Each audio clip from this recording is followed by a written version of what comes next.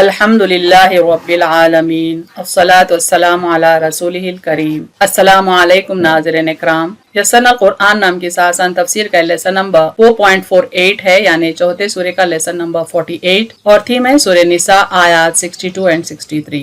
اعوذ باللہ من الشیطان الرجیم، بسم اللہ الرحمن الرحیم۔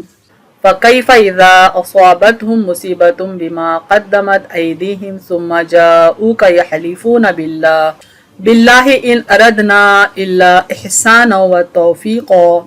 ورڈ بائی ورڈ ٹرانسلیشن دیکھیں۔ فَكَيْفَ روٹ ورڈ ہے کاف یا فا سے، معنی پھر کیسا، سو ہاؤ، اذا الف ذال الف سے معنی جب، وین اصابتہم صاد واو با سے معنی انہیں پہنچے، بفاز دیم اور سیز دیم، مصیبتن صاد واو با سے ہے معنی مصیبت، ڈیزاسٹر اور مس فارچیون، بما با میم الف سے ہے معنی اس کے سبب جو، فور واٹ، قدمت قاف دال میم سے ہے معنی آگے بھیجا، سینڈ فور، ایدیہم یا دال یا سے ہے معنی ان کے ہاتھ، دیر ہینڈز، ثم را میم میم سے ہے معنی پھر، دین جاؤ کا جیم یا الف سے ہے معنی وہ آئیں آپ کے پاس، دے کم ٹو یو، یحلفون حا لام فا سے ہے معنی قسم کھاتے ہوئے، حلف اٹھاتے ہوئے، سویئرنگ، باللہ الف لام ہا سے معنی اللہ کی، بائی اللہ، ان الف نون سے ہے معنی کہ، دیٹ ارادنا را واو دال سے ہے معنی ہم نے ارادہ کیا، ہم نے چاہا، وی انٹینڈیڈ، الا الف لام لام الف سے معنی سوائے، صرف، ایکسپٹ، احسانا حاسین نون سے معنی بھلائی، گڈ، و توفیقا واو فا قاف سے ہے معنی اور موافقت، and reconciliation. Phrase by phrase translation دیکھیں اردو میں۔ فَكَيْفَ إِذَا پھر کیسا جب، أَصَابَتْهُمْ مُصِيبَةٌ انہیں پہنچے کوئی مصیبت، بِمَا قَدَّمَتْ أَيْدِيهِمْ اس کے سبب جو ان کے ہاتھوں نے آگے بھیجا، ثُمَّ جَاءُوكَ پھر وہ آئیں آپ کے پاس، يَحْلِفُونَ بِاللَّهِ اللہ کی قسم کھاتے ہوئے، ان اردنا کہ ہم نے چاہا، الا احسانا و توفیقا صرف بھلائی اور موافقت۔ کمپلیٹ ٹرانسلیشن دیکھیں۔ پھر کیسا جب انہیں پہنچے کوئی مصیبت اس کے سبب جو ان کے ہاتھوں نے آگے بھیجا، پھر وہ آئیں آپ کے پاس اللہ کی قسم کھاتے ہوئے کہ ہم نے چاہا صرف بھلائی اور موافقت۔ Phrase by phrase translation English میں دیکھیں۔ فَكَيْفَ إِذَا how then when أَصَابَتْهُمْ مُصِيبَةٌ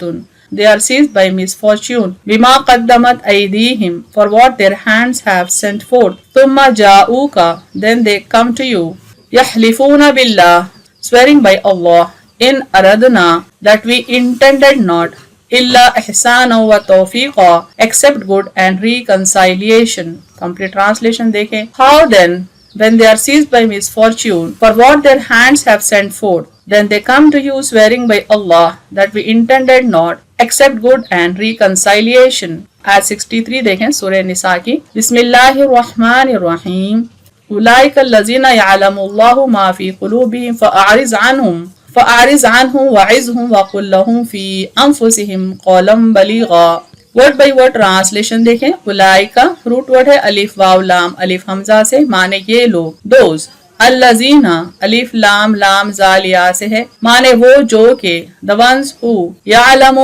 عین لام میم سے ہے معنی جانتا ہے، knows، اللہ الف لام ہا سے معنی اللہ، اللہ، ما میم الف سے ہے معنی جو، واٹ، فی فایا سے ہے معنی میں، ان قلوبہم قاف لام با سے معنی ان کے دل، دیر ہارٹس، فاعرض عین را ذات سے ہے معنی تو آپ تغافل کریں، سو ٹرن اوے اور اوور لک، عنہم عین نون سے ہے معنی ان سے، from them وعظہم واو عین ذو سے ہے معنی اور انہیں نصیحت کریں، and admonish them وقل قاف واو لام سے ہے معنی اور کہیں، and سے، لہم لام سے ہے معنی ان سے، to them، فی فا سے ہے معنی میں، concerning انفسہم نون فا سین سے ہے معنی ان کے نفس یا ان کے حق میں، their souls لفظی معنی ہے لیکن اس کا فہم ہے exhort them، اولا قاف واو لام سے معنی کوئی بات، a word، بلیغا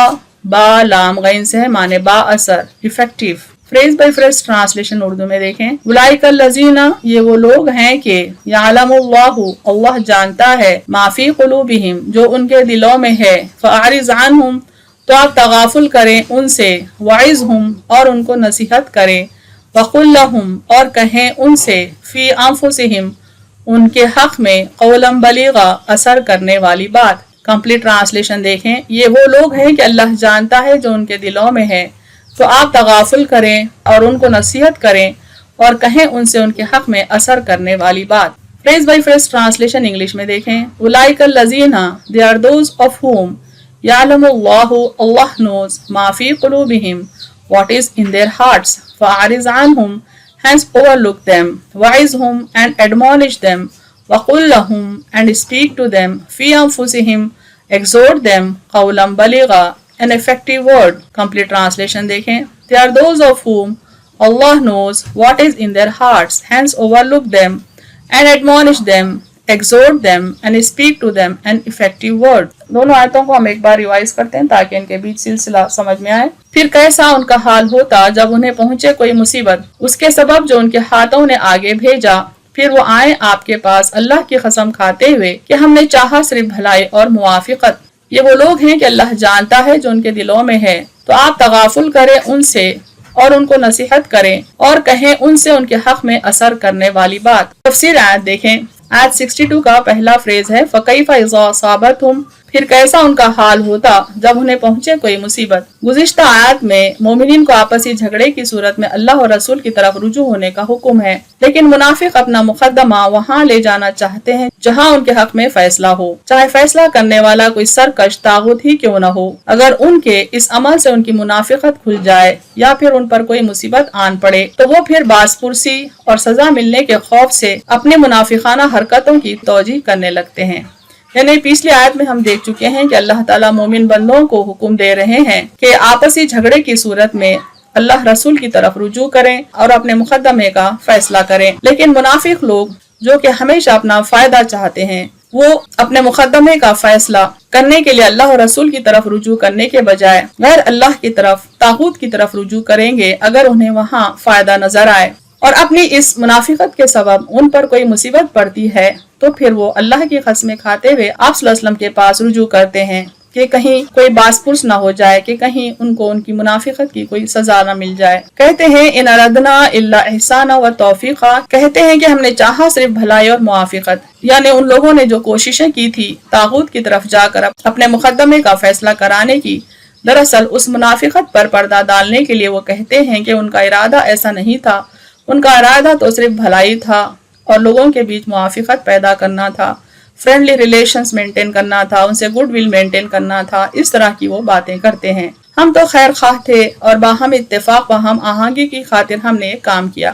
یعنی یہ منافقین جو دوسرے منافقین سے دوستی رکھتے ہیں، کفار اور مشرکین سے دوستی رکھتے ہیں، اس کی یہ وجہ بتاتے ہیں کہ ہم آہنگی ان سے مینٹین کرنا چاہتے ہیں، یعنی ان سے گڈ ول مینٹین کرنا چاہتے ہیں، ان سے گڈ ریلیشنز مینٹین کرنا چاہتے ہیں۔ اور پھر آپ صلی اللہ علیہ وسلم کو اپنی جھوٹی بات کا یقین دلانے کے لیے اللہ کی قسمیں بھی کھاتے تھے۔ دراصل ان کے اپنے دل میں نفاق تھا، نفاق ہے، اس نفاق کو ڈھانپنے کے لیے وہ اللہ کی قسمیں بھی کھاتے ہیں اور اپنا جو جھوٹا بیان ہے اس پر آپ صلی اللہ علیہ وسلم کو یقین دلانے کی حتی الامکان یہ کوشش بھی کرتے ہیں۔ سورہ مائدہ میں اللہ تعالیٰ فرماتے ہیں، پھر تو ان لوگوں کو دیکھے گا جن کے دلوں میں بیماری ہے، ان میں دوڑ کر جا ملتے ہیں، کہتے ہیں کہ ہمیں ڈر ہے کہ ہم پر زمانے کی گردش نہ آ جائے،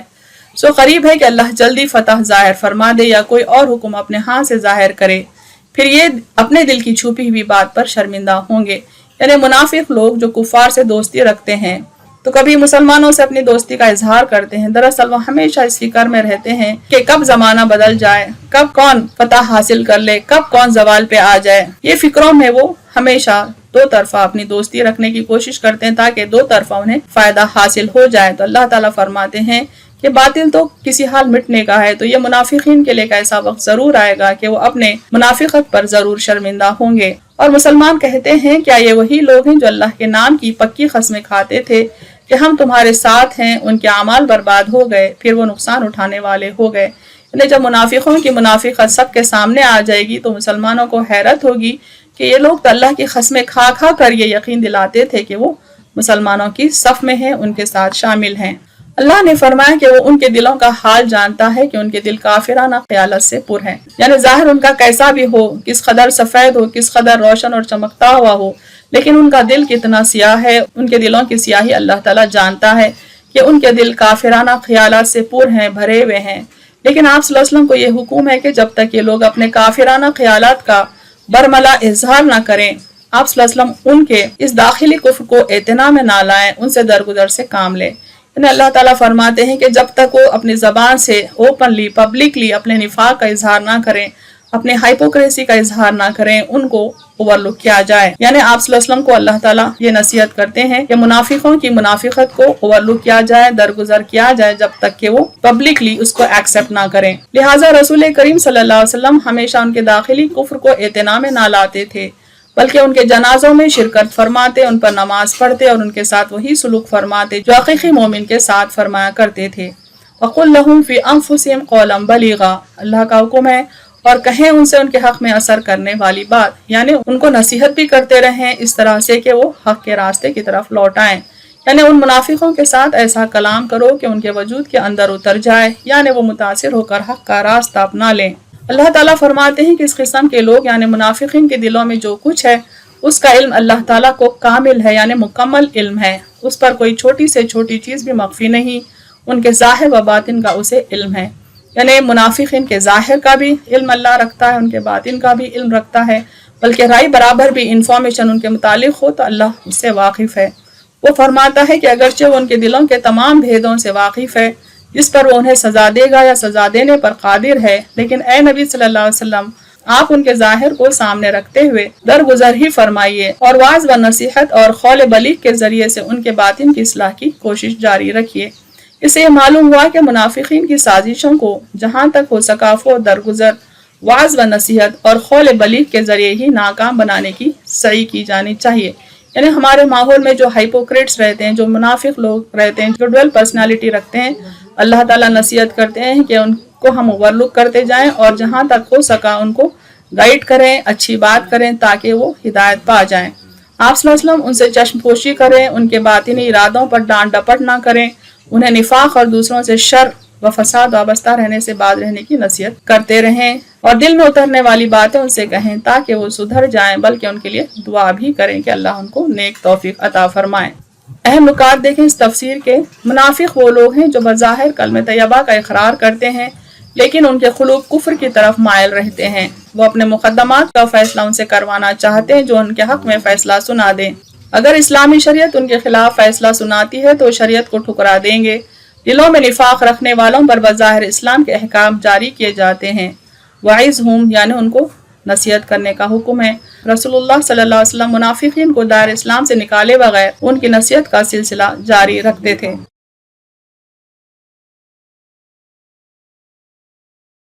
وآخر دعوانا ان الحمد للہ رب العالمین۔